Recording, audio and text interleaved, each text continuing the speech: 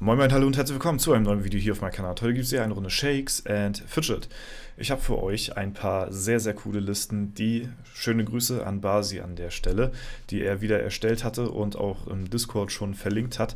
Wie jedes Jahr hat er eine Zusammenfassung Hunderttausender Spieler für die besten Listen der Welt zusammengefasst aus dem Jahre 2024. Wer hat die höchsten, also nach Level geordnet, wer hat die meisten Basispunkte, wer hat die meisten Basispunkte gemacht in dem Jahr 2024 und wer hat die meisten Level gemacht in dem Jahr 2024. Ja? Dafür hat er die Top 5000 Spieler von jedem gescannt, also von jedem Server gescannt, also über 300.000 Spieler, die er da gescannt hat. Und da hat er jetzt die Top 2500 Spieler halt eben für diese Kategorien ausgesucht, ja, und da möchte ich euch natürlich auch heute nicht vorenthalten, diese Listen hier zu präsentieren. Ja, das ist auf jeden Fall sehr, sehr krass. Wenn wir mal auf den Balken hier rechts mal schauen dürfen, dann seht ihr, wie groß diese Listen eigentlich sind, ja, oder auch noch ein sehr cooler Trick, wenn man mal rauszoomt, weil wir sind jetzt gerade reingezoomt, so sieht das aus, wenn man hier reinzoomt, ja. Und ich zoome mal hier oben hin, ne? Und das Krasse ist, ich habe jetzt relativ weit nach oben gezoomt und ich bin trotzdem hier irgendwo im 50er-Bereich oder so. Ja, also das ist schon sehr, sehr, sehr, sehr krass. Und vielen, vielen, vielen, vielen lieben Dank an Basi an der Stelle, dass er sich hier wieder mal die Mühe gemacht hat, damit wir sehen können, wer die besten Spieler in den jeweiligen Kategorien eben gewesen sind. Das ist auf jeden Fall eine Menge Arbeit und deswegen Dankeschön an der Stelle, dass Basi uns hier immer solche Listen zur Verfügung gibt. Ja, und bei der ersten Liste haben wir hier einmal sortiert nach Level. Ja, also das sind momentan die Spieler, die das höchste Level haben, angeführt von Dr. Darm mit 751, also gescannt, hier vom 31.12.23 bis zum 31.12.24. Ja, das sind die, das ist der Timestamp sozusagen, und hier kann man dann halt eben getrost runter scrollen. Wie gesagt, die Liste ist jetzt eben nur geordnet nach den höchsten Leveln der Welt, also die höchsten Spieler der Welt, die momentan gerade so im Umlauf sind, und vielleicht findet sich da ja auch der ein oder andere Spieler von euch wieder. Ja, ich muss mal gucken, ob ich das irgendwie hinkriege, diese Listen hier zu verlinken, weil das sind ja eigentlich so PNGs, aber ich glaube, mit der URL hier oben dürfte es eigentlich auch kein Problem sein. Da könnt ihr euch das Ganze auch nochmal reinziehen, aber Obacht, ja, es dauert sehr, sehr lange, diese Listen zu öffnen, weil das Format der Listen halt eben ziemlich unkonventionell ist. Basi hat, glaube ich, geschrieben, das ist 1000, also das Format ist 1920 zu 90.487.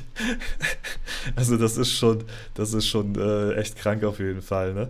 Mal gucken, ob wir uns hier im Level nochmal irgendwo wiedersehen. Hier ist der Charlie auf jeden Fall schon mal mit 705. Wir sind ja 704 jetzt momentan. Zu dem Zeitpunkt, waren wir hier 703 und wir sind tatsächlich der 345. höchste Spieler in ganz Shakes and Fidget. Ja.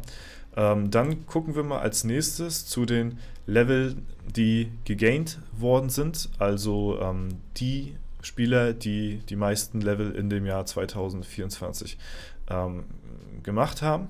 Und da achten wir jetzt mal auf diese Spalte hier. Ja, und da sehen wir tatsächlich Dreamscape mit 106 Leveln, aber im Bereich der 650, also für vielleicht eine ganz, ganz späte DP aufgelöst oder irgendwie ein Projekt oder so, man weiß es nicht. Auf jeden Fall in dem Levelbereich schon sehr, sehr krass. Softcore Herbert haben wir mit 90 Level auch auf die 600 hier gepusht. Und Love Fist Furry hier auch mit beachtlichen Leveln auf jeden Fall. Ansonsten würde ich sagen, dass die Leute, die ein bisschen höher im Level sind und jetzt nicht unbedingt eine DP gespielt haben, wahrscheinlich eher so alle ungefähr plus minus dasselbe Level machen sollten, wenn, ja, es kommt natürlich dann eben noch drauf an, ob man auf Gold spielt oder auf XP. Das ist natürlich immer noch so ein bisschen das Ding. Und ja, ansonsten hat ja so jeder sein Kalender, den er abholt, ne? Und eben seine Alu, die gespielt wird. Aber dementsprechend, ja, sind jetzt erstmal soweit die hier auch sehr weit vorne, die hier auch eine DP im Jahre 2024 aufgelöst haben. Wir sind hier tatsächlich mit W50 dort am Start auf 221, das ist interessant, ja. Aber was also für mich persönlich viel interessanter ist, kommt jetzt und das sind halt eben die Basispunkte. Ne? Die Basispunkte sind ja das, worum es sich eigentlich am Ende des Tages dreht. Ne? Wir haben ja auch gesehen, obwohl auch die temporären Stats nicht wirklich zu unterschätzen sind, hat sich ja gezeigt, dass wenn man Equipment 2,5 bis 3 Jahre auslässt, nicht so viel zusammenkommt, beziehungsweise nicht so viel ausmacht, wie die Basispunkte, die man in der Zeit halt eben dazu gewinnt. Und das ist halt eben immer das Wichtigste. Ne? Also temporäres Equipment Equipments sind temporäre Statpunkte, die jederzeit eben wegfallen können. Und was dann am Ende bleibt, sind dann halt hier eben die Basispunkte plus halt eben ja die Boni da drauf so. Ne? Aber das ist halt eben so mit das Wichtigste. Und deswegen gehen wir auch ja die meisten auf Gold, um halt eben fette Stats zu haben. Und genau, dann würde ich sagen, gehen wir mal einmal auf die Basispunkte, die im Jahr 2024 erreicht worden sind. Dazu werfen wir einmal einen Blick auf diese Spalte hier. Und da haben wir hier auf F9 Uran aus Horizon mit, ja, sage und schreibe, über 200.000 gegainten Statpunkten. Das ist wirklich Next Level, das ist wirklich verdammt, verdammt krass. Weiß ich gar nicht, was ich dazu sagen soll, das ist schon gestört auf jeden Fall, ne? Aber natürlich GZ, Respekt für diese krasse Leistung, ja, das ist schon sehr, sehr, sehr, sehr, sehr beachtlich, muss man mal so sagen hier an der Stelle und hat es geschafft im Jahr 2024 wirklich extrem, extrem an Statpunkten dazu zu gewinnen, ne? Er ist auf jeden Fall deutlich weiter, was Intelligenz angeht. Ausdauer bin ich noch ein bisschen vorne, aber wenn man sich das mal betrachtet, was für einen Run er dieses Jahr hingelegt hat, um halt hier auch hinzukommen, ne, auf diese Stufe, ist das wirklich, muss man wirklich schon den Hut ziehen. Das ist wirklich nicht verkehrt. Ne? Deswegen schauen wir mal weiter. Ja?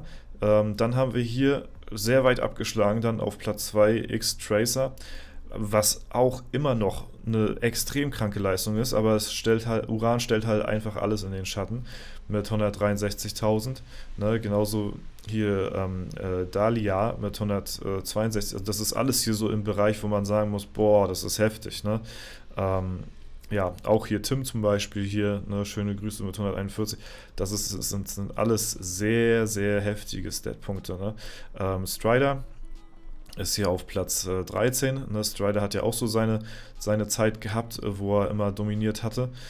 Ich glaube, jetzt spielt er eher so auf, was heißt chillig, ne? Das ist trotzdem immer noch ein top optimierter Char in dem Jahr. Ne?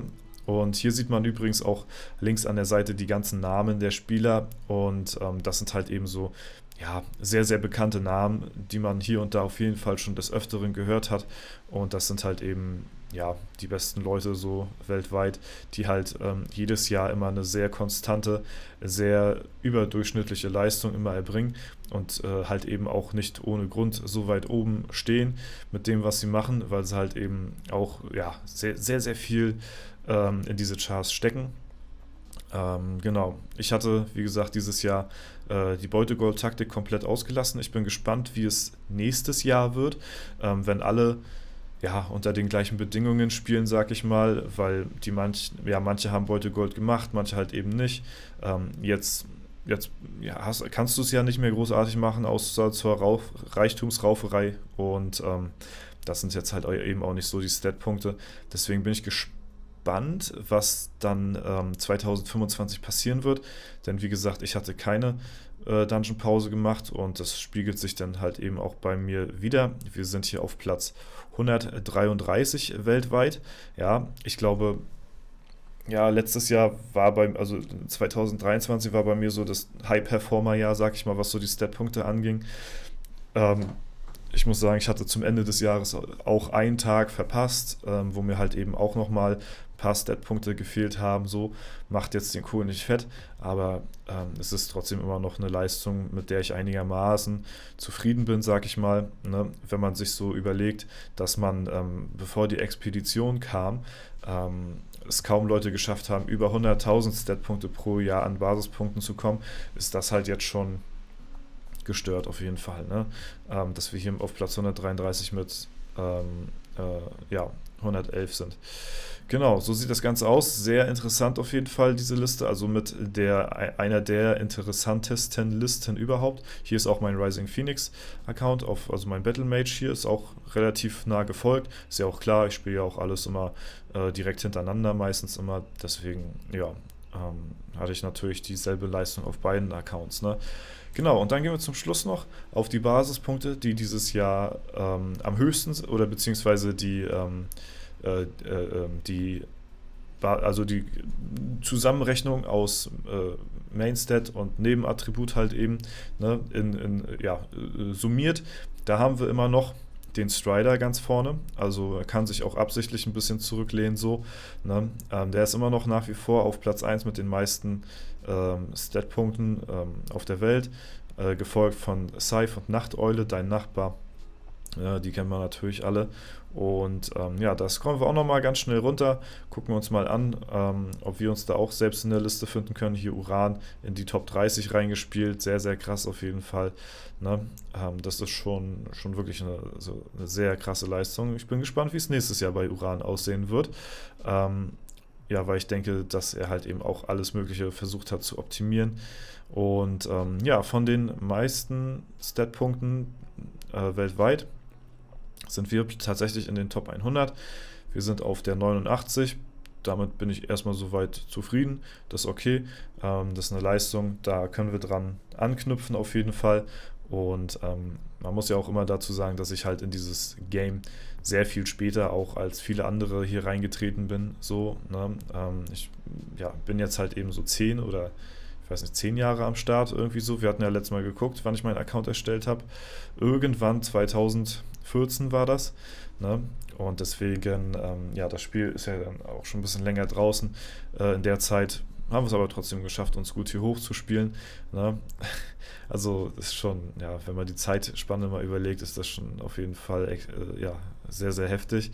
Aber es gibt halt eben auch viele Spieler, die vor mir durchgezogen haben und natürlich auch weiterhin durchziehen. Und deswegen bin ich damit zufrieden auf jeden Fall. Wie gesagt, ich versuche euch mal die Listen zu verlinken, dann könnt ihr euch hier selbst vielleicht noch suchen, falls ihr das vorhabt, um mal zu schauen, okay, ey, wo stehe ich denn jetzt hier so weltweit? Weil es gibt natürlich so den Ingame-Shop mit den Statistiken dort, aber das sind halt eben nicht so hundertprozentig genaue Sachen. Hier haben wir halt wirklich so alles wirklich detailliert und auch geordnet nach dem, was wir halt wollen. Vor allen Dingen auch bei den Basispunkten, die gegaint worden sind in dem Jahr. Das kannst du halt im Shop, da im Ingame-Shop nicht wirklich so abbilden. Und ja, aber es könnte sein, dass ihr beim Öffnen der Bilddatei hier Probleme haben könntet beim Laden. Deswegen da auf jeden Fall Achtung, ne, weil ihr seht, wie langsam hier der Balken hier rechts runter geht. Das ist wirklich schon krank auf jeden Fall. Deswegen vielen lieben Dank an Basi an der Stelle hier, der das Ganze ausgearbeitet hat.